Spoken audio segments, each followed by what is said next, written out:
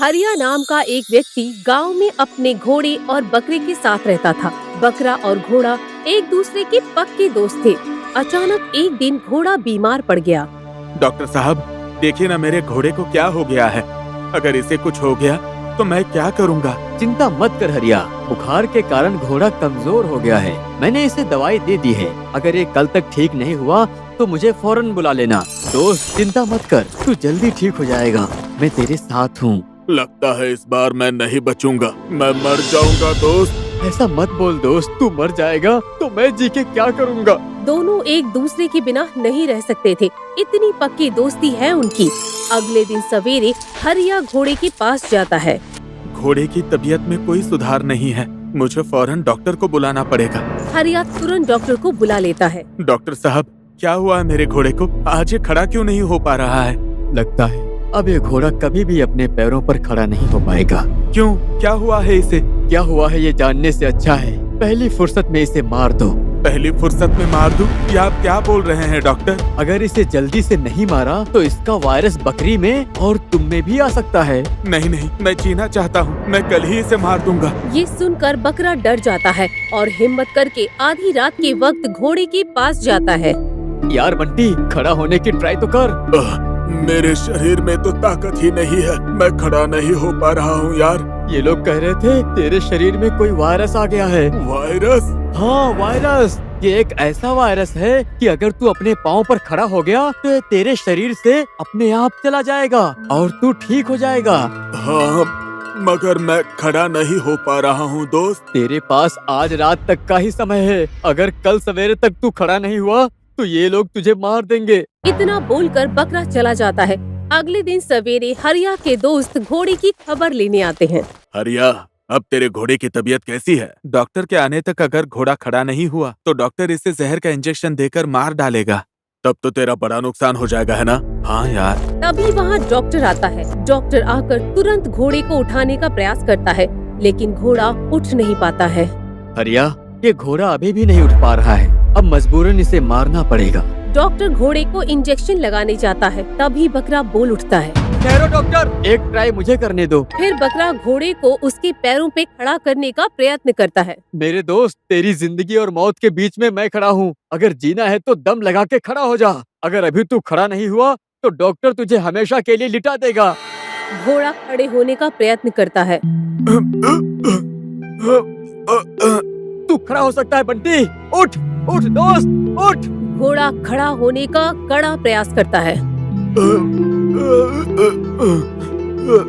चैन कुली की मैन कुली, चैन कुली की मैन कुली, चैन कुली की मैन कुली, चैन कुली की मैन कुली। उठ घोड़े, उठ उठ। तू खड़ा हो सकता है, तू खड़ा हो सकता है, उठ। और घोड़ा उठ जाता है। ये देखकर सब खुश हो जाते हैं। अब ये घोड़ा खतरे से बाहर है। अच्छा तो मैं चलता हूँ। डॉक्टर के चली जाने के बाद हरिया के दोस्त हरिया से पार्टी मांगते हैं। देख हरिया, हमारे आने से तेरे घोड़े की जान बच गई है, इसलिए पार्टी तो बनती है। हाँ भाई, पार्टी तो चाहिए ही चाहिए मालिक। वाकई में पार्टी तो बनती है। हरिया भी सबको पार्टी देने के लिए तैयार हो जाता है। ठीक है दोस्तों, कल हम सब मिलकर पार्टी मनाएंगे। अब बताओ कि पार्टी में क्या खाना पसंद करोगे? अरे भाई, दावत में हम बकरे की बिरयानी खाएंगे। ये सुनकर बकरी के होश उड़ जाते हैं। अच्छा हरिया, अब हम चलते हैं और कल साथ में बकरे की बिरयानी खाएंगे। सब चले जाते हैं, मगर बकरे और घोड़े की नींद उड़ जाती है। रात के वक्त घोड़ा और बकरा बात करते हैं। इससे अच्छा कि मैं मर जाता, मैं बच गया। इसी खुशी में ये लोग तुझे मारकर पार्टी मनाएंगे। होने को कौन टाल सकता है, लेकिन मरते मरते मुझे इस बात की खुशी है कि मैं तुझे बचा पाया और तेरे बचने की खुशी में मेरी जान जा रही है। नहीं, मैं तुझे मरने नहीं दूंगा। हम कुछ नहीं कर सकते यार। जब मैं खड़ा नहीं हो पा रहा था तो तूने मुझे उठाने का प्रयास किया था ना? हाँ। अब तेरी जान बचाने के लिए मुझे एक प्रयास तो करने दे। लेकिन तू क्या करेगा ये तो बता। मेरे पास एक प्लान है। और वो प्लान क्या है? जैसे ही वो लोग तुझे हलाल करने के लिए पकड़ने आए, तब तू जोर जोर से चिल्लाना और मेरी ओर भागना, बाकी मैं संभाल लूंगा। ठीक है। अगले दिन सारे दोस्त हरिया के घर पार्टी मनाने आते हैं।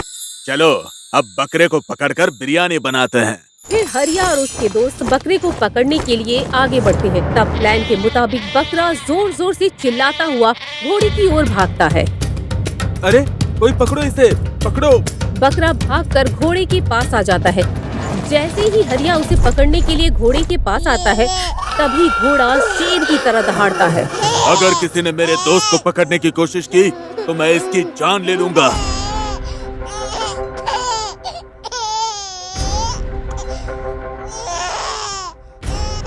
हरिया, ये तेरा बच्चा है। अगर ये मर गया तो तुझे कैसा लगेगा? बंटी, इसे छोड़ दे। मैं भी तो यही कह रहा हूँ कि बकरे को छोड़ दो। देख, तो ठीक नहीं कर रहा। हम सब मिलके तुझे मार देंगे। परवाह नहीं, लेकिन सोच लेना, अगर मेरे दोस्त को कुछ हुआ तो मैं हरिया के बेटे को मार दूंगा। अपने बेटे को मौत के मुंह में देख हरिया को बकरे की जिंदगी की कीमत समझ में आ जाती है। घोड़े, मैं तेरे दोस्त को नहीं मारूंगा। मेरे बच्चे को छोड़ दे। बच्चे को छोड़ देने के बाद तू बकरे को मारेगा तो? आज तूने मेरी आंखें खोल दी दोस्त। एक जिंदगी की कीमत क्या होती है ये तूने मुझे सिखाया। विश्वास रख, मैं तेरा विश्वासघात नहीं करूंगा।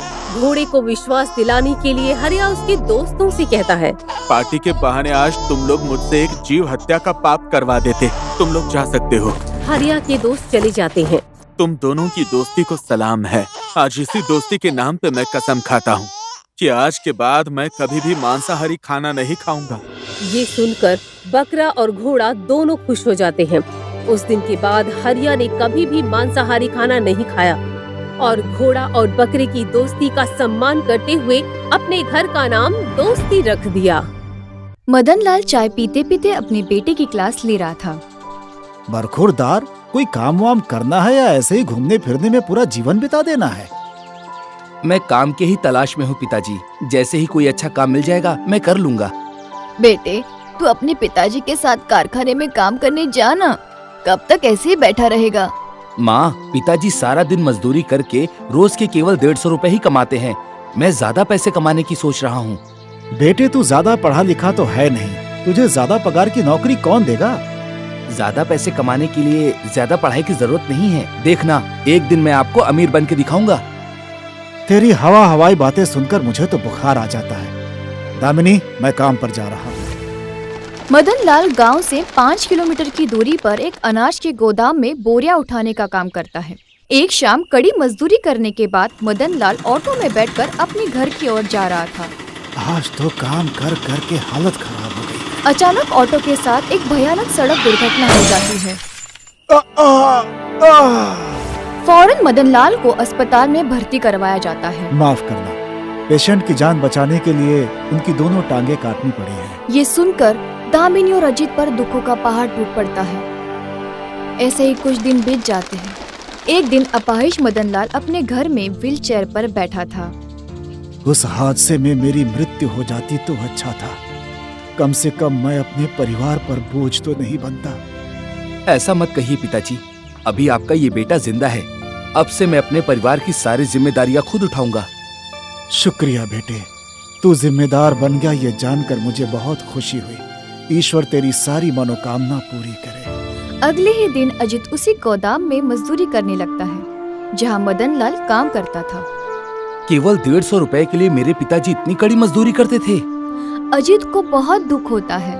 फिर सोचता है, इतनी कम कमाई में मैं अपने घर का गुजारा कैसे कर सकता हूँ? पिताजी की दवाई, घर का किराया और राशन पानी के लिए मुझे ज्यादा रुपए कमाने होंगे। जब तक दूसरा बंदोबस्त नहीं हो जाता तब तक वही गोदाम में मजदूरी करने का अजित ने फैसला किया। तभी अचानक एक दिन दामिनी की तबीयत खराब हो जाती है और अजित दामिनी को हॉस्पिटल में लेकर जाता है। डॉक्टर साहब, कोई चिंता की बात तो नहीं है ना? मुझे कहते हुए अफसोस होता है कि तुम्हारी माँ को लास्ट स्टेज का कैंसर है। ये सुनकर अजित के होश उड़ जाते हैं। अगर जल्द से जल्द इनका ऑपरेशन नहीं करवाया तो इनकी जान भी जा सकती है। डॉक्टर साहब, माँ के ऑपरेशन के लिए कितने रुपयों का इंतजाम करना होगा? कम से कम 50 लाख। 50 लाख?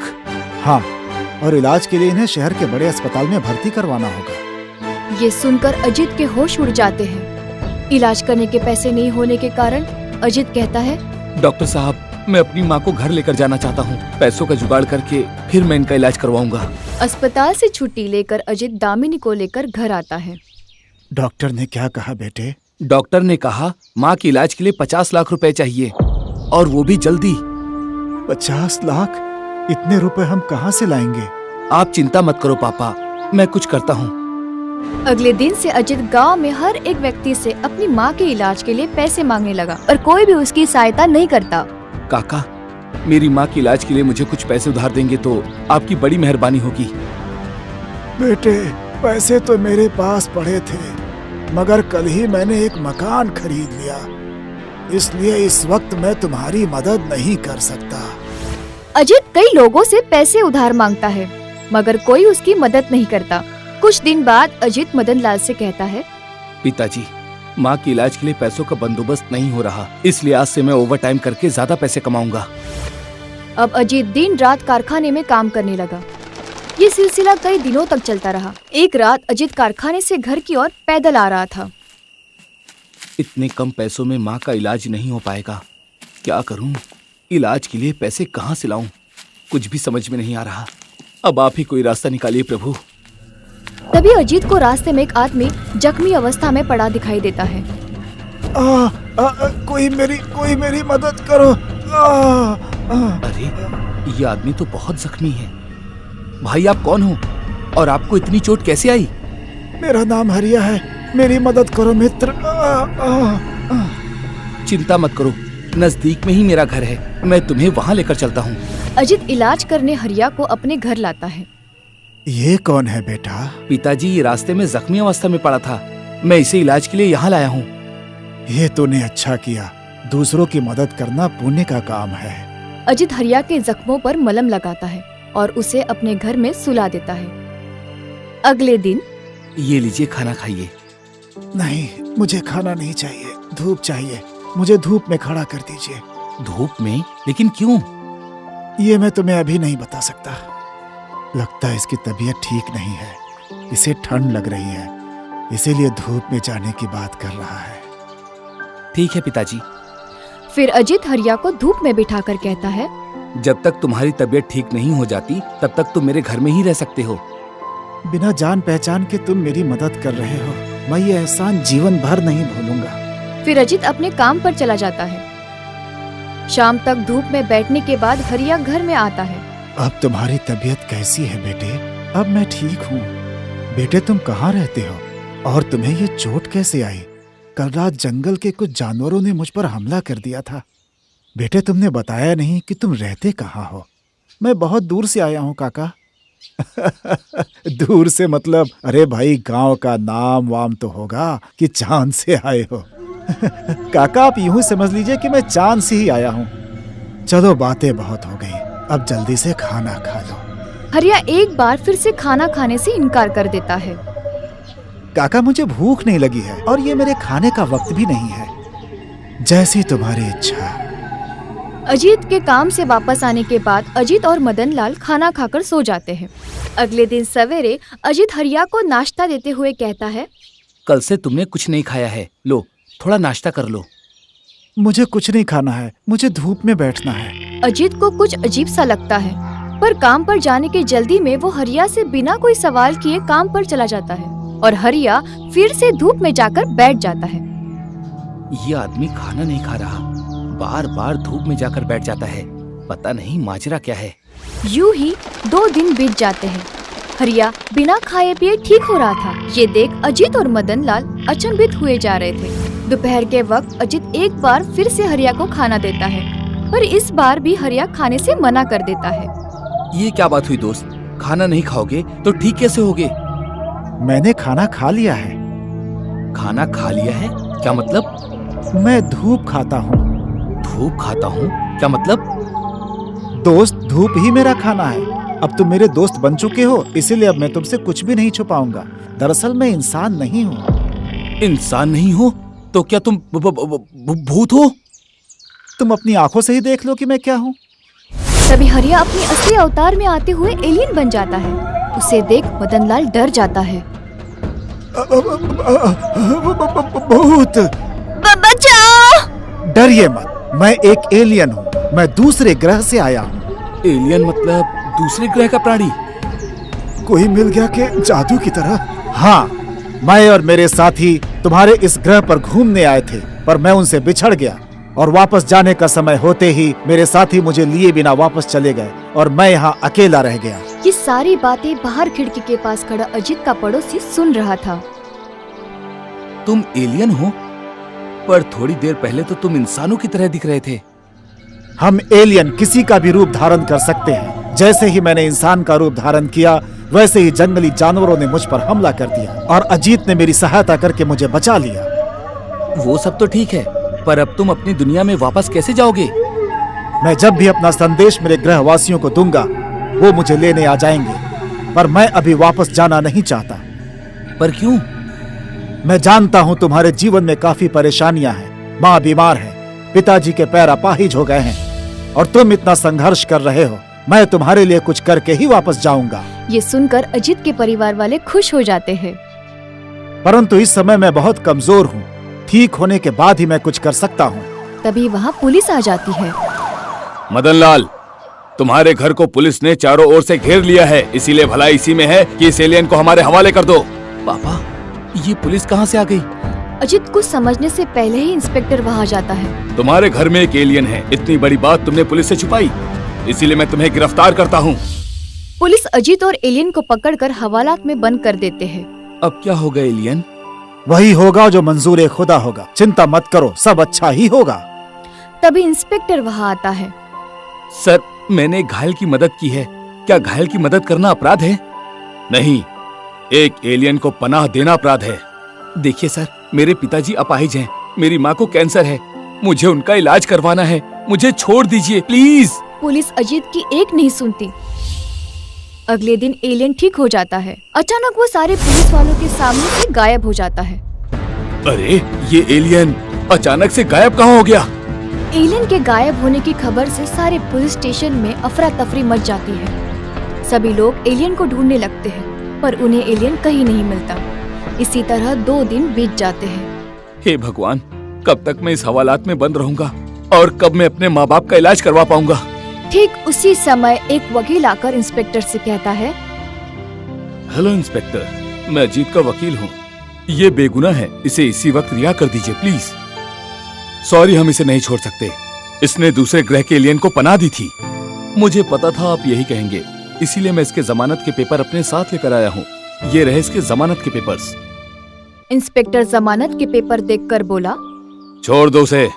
अजीत को छोड़ दिया जाता है। अजीत और वकील पुलिस स्टेशन से बाहर आते हैं। वकील साहब, मैंने तो कोई वकील नहीं किया था, फिर आपको किसने भेजा? मुझे तुम्हारे खास दोस्त ने भेजा है। खास दोस्त? पर मेरा तो कोई खास दोस्त है ही नहीं। तभी सामने एक कार आती है और उसमें से एक आदमी निकलकर अजीत के पास आता है। हेलो मिस्टर अजीत, मुझे तुम्हारे खास दोस्त ने तुम्हें लेने के लिए भेजा है। चलो मेरे साथ। ये हो क्या रहा है?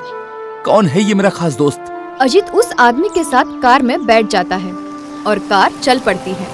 कुछ ही देर में कार अजीत के घर के पास पहुंच जाती है। जैसे ही अजीत अपने घर में आता है तो अंदर का नजारा देखकर उसके होश उड़ जाते हैं। अजीत अपने अपाहिज पिता को पैरों पर खड़ा देखकर चौंक जाता है। पिताजी, आप ठीक हो गए? सिर्फ पिताजी ही नहीं, मैं भी बिल्कुल ठीक हो गई हूँ बेटे। अजीत अपने माता पिता को देखकर बहुत खुश हो जाता है। पिताजी, आपके पैर कैसे ठीक हो गए? और ये कौन है? बेटे, ये तेरा खास दोस्त है। खास दोस्त? पर मेरा तो कोई खास दोस्त है ही नहीं। मैं तुम्हारा खास दोस्त हूँ। मुझे नहीं पहचाना? माफ करना, पर मैंने आपको सच में नहीं पहचाना। तभी वो आदमी मुस्कुराकर एलियन के अवतार में आ जाता है। अब पहचाना? तुम कहाँ चले गए थे? तुम्हें कैद से छुड़ाने के लिए मैं अपने दोस्तों को बुलाने के लिए गया था। मैं ही वकील बनकर तुम्हें छुड़वाने आया था। और तुम्हें लेने के लिए कार में मैं आया था। तो क्या आप सभी एलियन हो? हाँ, मैंने तुम्हें कहा था ना कि जब मैं ठीक हो जाऊंगा तो मैं तुम्हारे लिए जरूर कुछ करूंगा। तुमने मेरी मदद की थी तो मैं अपने फर्ज से कैसे पीछे हटता।